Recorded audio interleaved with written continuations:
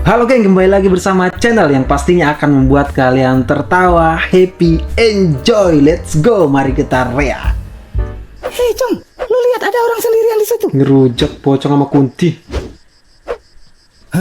Beraksi kita. Lu duluan, ntar gue berikutnya. Jadi serangan pertama lu buat jantungnya bergoyang, masuk gue serangan kedua. Udah kayak main bola aja lu, Cong. Apa nggak copot dia punya jantung? Ide bagus tuh. Gas!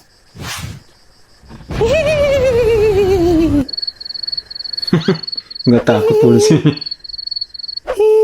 Seperti itulah wanita. Ketika seorang pria yang ia sukai tidak merespon, dia akan pergi tanpa kabar. Kemudian muncul dengan penampilan yang dapat mengejutkan pria tersebut.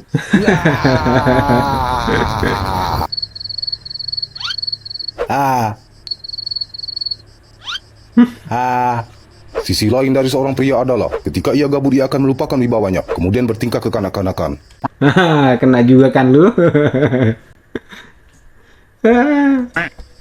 Selamat malam, Tuan dan Nona. Selamat malam. Apa yang kalian berdua lakukan tengah malam di tempat sepi seperti ini? Benar. Gue Kunti. Gue pocong. Apakah kalian berdua hantu? Begitulah. Kok malah pocong sama kuntinya yang ini ya? Yang takut ya. Kebalik bro. Malah dia yang diserang. Baiklah, saya akan mencoba memberikan sedikit gambaran tentang pribadi dan penampilan kalian berdua menurut sudut pandang saya, terlepas apakah akan merubah pandangan Tuan dan Nona di kemudian hari. Kuntilanak selalu diperankan oleh seorang wanita memakai daster longgar panjang yang sampai menutup kedua kakinya. Penampilan Nona seperti ini bisa jadi dikarenakan Nona pernah beranggapan kalau wanita berdaster seperti itu tidak modern, kurang menarik, dan membuat tidak percaya diri. Sementara pakaian yang kurang bahan dan belum selesai dijahit, Nona jadikan sebagai standar dalam berpenampilan yang trendy dan juga stylish. Pak ya, Bapak juga ini ya. Dimana-mana kunti itu nggak ada pakaiannya yang bagus, yang rapi. Kalau mau nyari pakaian yang bagus itu yang ngesot, pocong ngesot, apa suster ngesot itu, Bapak. Sehingga sekarang Nona harus menerima dari apa yang pernah Nona anggap. Sekarang saya tanya ke Tuan. Ketika Tuan baru saja dilahirkan, bagaimana orang-orang tahu kalau identitas Tuan adalah seorang pria? Karena gue punya Imelda. Maaf Tuan, apa itu Imelda? Imut, legit, doyan sama janda. Baiklah, saya menghargai nama yang Tuan berikan. Untuk Nona, maaf sebelumnya bila percakapan ini nanti membuat Nona tidak nyaman. Apakah ketika Tuan lahir si Imelda ini langsung memiliki kepala? Ya enggak lah, kan masih ada ujungnya. Tepat, dan saya curiga sampai saat ini Tuan masih membiarkan kepala Imelda ini tetap aman berada di dalam ujungnya. Jangan asal nuduh dong. Ada cewek nih. Saya tidak menuduh Tuan, tapi curiga. Dan landasan kecurigaan saya dikarenakan satu pertanyaan. Mengapa hantu pocong selalu identik dengan seorang pria? Dan penampilan Tuan telah menjawab pertanyaan itu, di mana kepala Tuan masih tetap aman berada di dalam ujungnya. Jangan salah paham Pasti ada kaitannya dengan dulu. Imelda Tuan.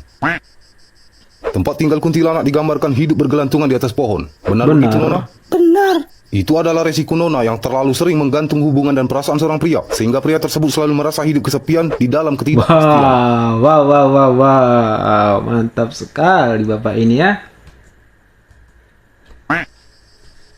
Ini pun berlaku untuk Anda Tuan. Di mana ketika Tuan membuat seorang wanita sudah merasa nyaman dengan Tuan, dan ternyata wanita itu hanya Tuan jadikan sebagai batu lompatan demi untuk mendekati sahabat wanita tersebut. Nah, kena juga kan lu. Cong.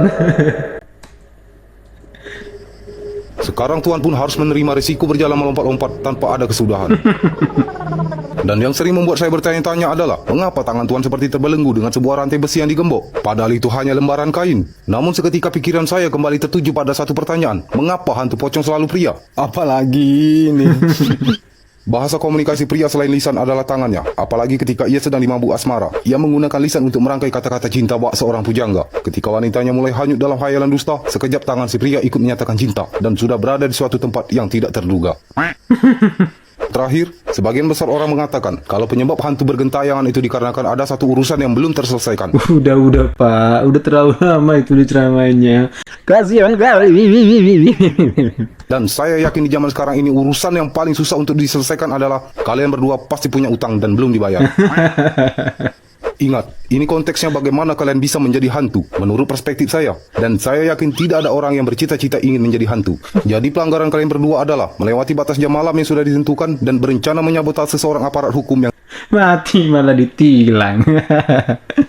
Ini sejarah terbaru yang diukir oleh si Kunti dan si Pocong. Nah, surat tilang.